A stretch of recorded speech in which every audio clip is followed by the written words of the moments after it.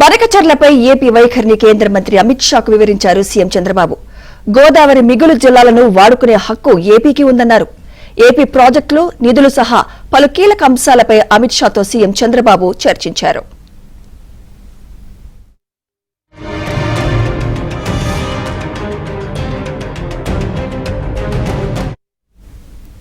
ఇదే అంశంపై మరింత సమాచారం మా ఢిల్లీ కరెస్పాండెంట్ సతీష్ ఉంది. సార్ సతీష్, 40 నిమిషాల పాటు కొనసాగిన ఈ సమావేశంలో బనకచర్ల ప్రాజెక్ట్ అంశంతో పాటు ఇంకా ఏ అంశాలు ప్రస్తావనకు వచ్చాయి సతీష్?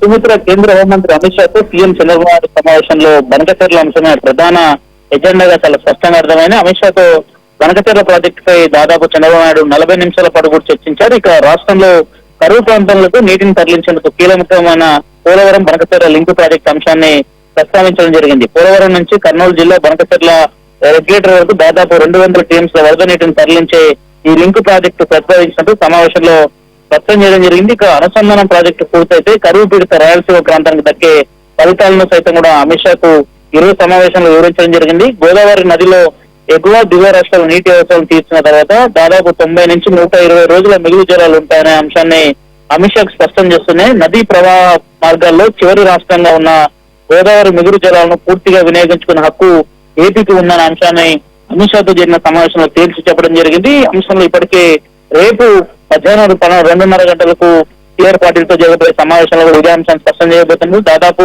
అమిత్ షాతో జరిగిన 40 నిమిషాల సమావేశంలో కూడా ఇవే అంశాలను ప్రస్తావించినట్టు తెలిసింది. ఆ మరోవైపు గోవా గవర్నర్ గా అశోక్ గజపతిరాజును నియమించడం పట్ల కూడా వారికి కొంత కృతజ్ఞతలు తెలిపినట్టు కూడా తెలుస్తుంది. మరోవైపు రాష్ట్రంలో పెండింగ్ లో ఉన్న ప్రాజెక్టులతో పాటు ఇతర అంశాలకు సంబంధించిన అంశంలో కూడా కేంద్ర హోంమంత్రి అమిత్ షా దృష్టికి తీసుకెళ్లడం జరిగింది. మరోవైపు కేంద్ర ప్రభుత్వానికి ప్రధాని మోదీకి సైతం కూడా ధన్యవాదాలు తెలుపుతున్నా. అనంతరం రాష్ట్రానికి చెందిన పలు అంశాలపై కూడా కూలంకుషంగా కూడా చర్చ జరుగుతుంది. అయితే రాష్ట్రంలో వివిధ ప్రాజెక్టుల అభివృద్ధి కార్యక్రమాలకు ఆర్థిక సాయం అందించే అంశాలపై కూడా హోంమంత్రికి దృష్టికి తీసుకెళ్లడం జరిగింది. గత ఏడాది క్లిష్టమైన పరిస్థితుల్లో రాష్ట్రానికి అండగా నిలిచినందుకు కూడా ప్రధాని మోదీకి కేంద్ర హోంమంత్రికి అమిత్ షాకు చంద్రబాబు నాయుడు ధన్యవాదాలు తెలిపారు.